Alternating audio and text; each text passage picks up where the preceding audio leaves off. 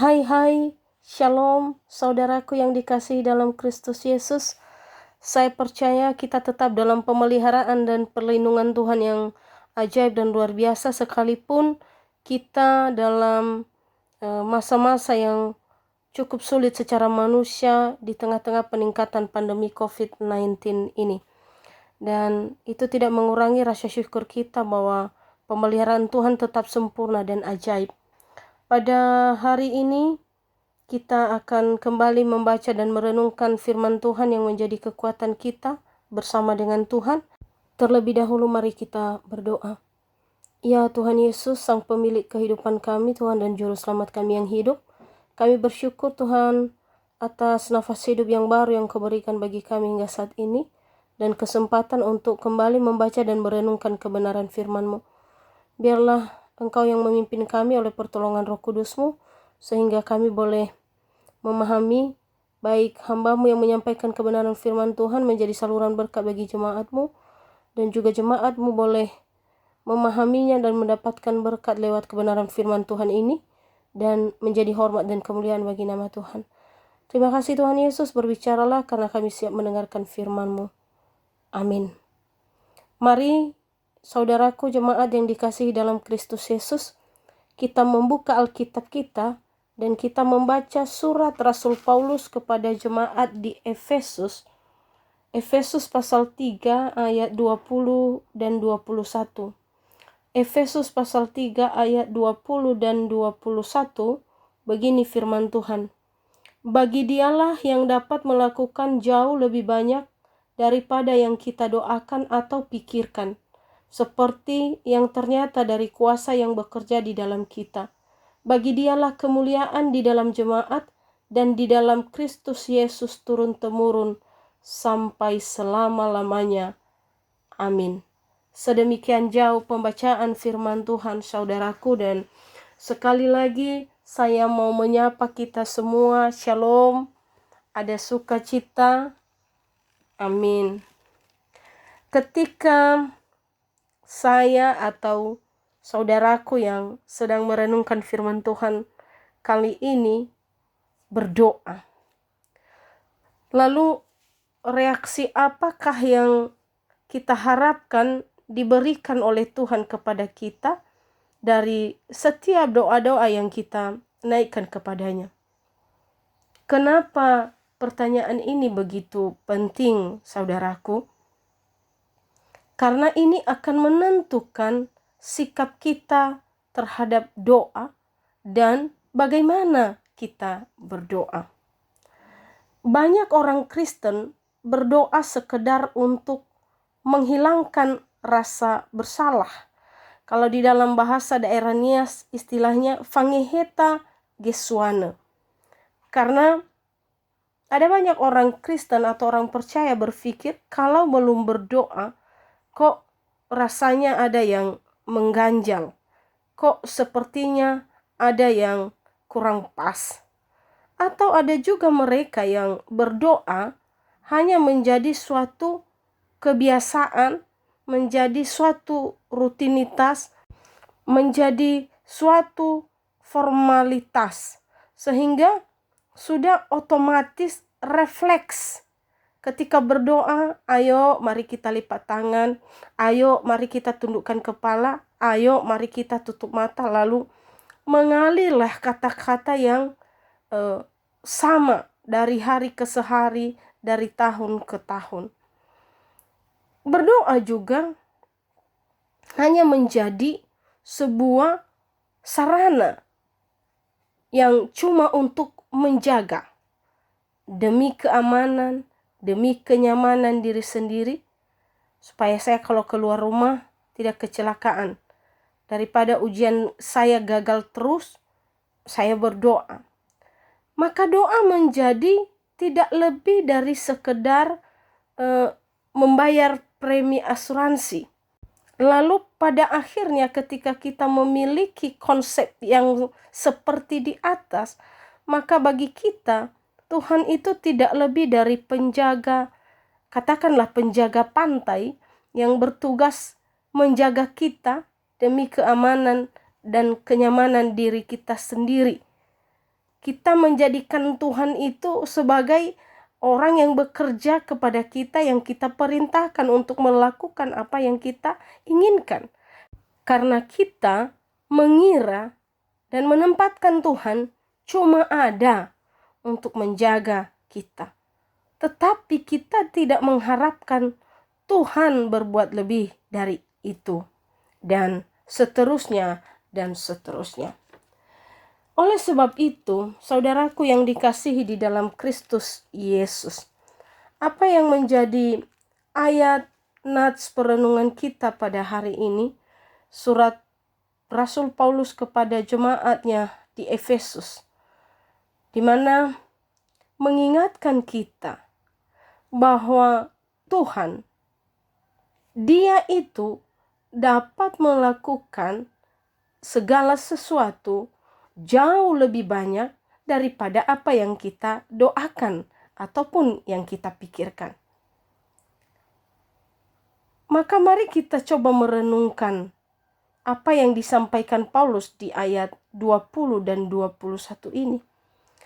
Bisakah kita membayangkan Tuhan sebagai perusahaan asuransi yang cuma berdiam di kejauhan dan menunggu telepon kita kalau kita butuh Dia, kalau kita sedang menghadapi masalah?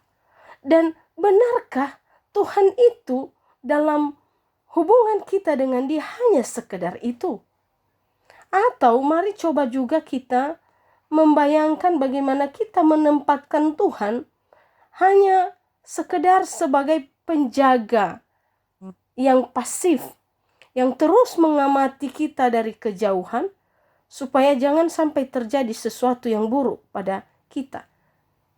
Itu artinya bahwa Tuhan hanyalah pekerja bagi kita yang kita suruh-suruh pada saat kita membutuhkan. Nah, Paulus mau mengatakan baik kepada jemaat di Efesus pada waktu itu, maupun kepada kita sebagai orang percaya di zaman ini, tidak demikian. Bukanlah seperti itu. Alkitab tidak pernah menggambarkan keberadaan Tuhan itu sebagai pribadi yang pasif. Pribadi yang cuma buat jadi, katakanlah ban serep. Cuma jadi cadangan. Cuma jadi sabuk pengaman. Tuhan itu adalah Tuhan yang aktif. Tuhan itu adalah Tuhan yang merancangkan hal-hal bagi kita. Bahkan melampaui apa yang kita bisa minta dalam doa-doa. Melampaui dari apa yang kita bisa pikirkan sebagai manusia biasa. Jemaat yang dikasihi Tuhan, saudaraku, Allah kita adalah Allah yang hebat. Betapa dahsyatnya keterlibatannya ketika Ia berkarya melampaui apa yang kita doakan dan melampaui apa yang kita pikirkan. Tuhan yang kita percayai, karyanya sungguh tak terbatasi. Dia sanggup melakukan lebih dari apa yang kita minta. Mari kita membaca apa yang dikatakan Nabi Yeremia dalam kitab Yeremia 29 ayat 11 demikian. Sebab aku ini mengetahui rancangan-rancangan apa yang ada padaku mengenai kamu. Demikian firman Tuhan, yaitu rancangan damai sejahtera dan bukan rancangan kecelakaan, untuk memberikan kepadamu hari depan yang penuh harapan. Tuhan secara aktif terlibat dalam kehidupan kita dengan segala rancangan-rancangannya yang melampaui akal kita, yang melampaui pengetahuan kita, dan yang melampaui segala sesuatu yang kita miliki sebagai ciptaan. Maka ketika kita berdoa, saudaraku, seberapa jauh kita menyadari bahwa kita sedang berdialog dengan Tuhan. Kita sedang berdialog dengan Allah yang Maha Kuasa, yang di dalam kasih-Nya yang teramat besar kepada kita telah membuat rancangan-rancangan yang teramat baik untuk kita sebagai umat kesayangannya, yang di dalam segala kemahakuasaannya mampu mewujudkan rencana-rencana itu. Itulah yang dikatakan oleh C.S. Lewis, kita terlalu mudah dipuaskan. Terlalu mudah dipuaskan oleh kesenangan sesaat. terlalu mudah dipuaskan oleh ambisi-ambisi yang dapat terlihat oleh mata kita. Tetapi kita seringkali mengabaikan sukacita tak terbatas yang ditawarkan oleh Tuhan kepada kita. Seringkali kita seperti anak kecil yang ngambek karena kita belum puas bermain di lumpur di depan rumah. Tetapi orang tuanya mau mengajak berlibur ke pantai yang indah. Kita terlalu mudah dipuaskan menurut ukurannya kita. Nah, di tahun ini, di masa-masa pandemik ini, apalagi dengan peningkatan yang luar biasa yang cenderung membawa kita kepada ketakutan, kekhawatiran, dan kepanikan yang di luar batas. Mari kita coba merenungkan bagian ini. Apa yang biasanya kita minta kepada Tuhan selama ini? Apakah kita sudah puas dengan apa yang kita minta? Maka sama seperti Paulus, ketika pandangan kita tertuju hanya kepada Kristus, ketika fokus pandangan kita hanya kepada Dia sang pemilik kehidupan, maka perspektif kita akan berubah. Kita akan melihat dengan jelas dunia dari perspektifnya Tuhan. Bahwa Dia melakukan perbuatan-perbuatan yang besar, yang melampaui impian-impian saya, yang melampaui impian Bapak Ibu Saudaraku yang dikasihi dalam Kristus Yesus. Yang paling hebat, yang paling liar sekalipun. Mari saya mengajak kita untuk membaca Yohanes 14 ayat 16 sampai 17. Demikian firman Tuhan. Aku akan minta kepada Bapa dan akan memberikan kepadamu seorang penolong yang lain, supaya ia menyertai kamu selama-lamanya, yaitu Roh kebenaran. Dunia tidak dapat menerima Dia sebab dunia tidak melihat Dia dan tidak mengenal Dia. Tetapi kamu mengenal Dia sebab Ia menyertai kamu dan akan diam di dalam kamu. Lalu nanti silahkan Bapak Ibu baca di dalam Alkitabnya masing-masing untuk membandingkan ini dengan Efesus pasal 1, baca mulai dari ayat 16 sampai dengan ayatnya yang ke-23. Tidak ada yang terlalu kecil untuk Allah yang kita percayai. Ketika Yesus Kristus tinggal di dalam kita, seharusnya nyata di dalam kuasa yang bekerja di dalam diri kita. Hanya saja kita terlalu mudah dipuaskan dan kita tidak berani berharap banyak. Padahal yang Tuhan rindukan adalah mengerjakan perkara-perkara besar melalui kita, melalui saya, melalui saudara semua. Oleh sebab itu, di masa-masa yang seperti ini, ada 3 hal yang perlu kita pikirkan, pahami, dan hidupi.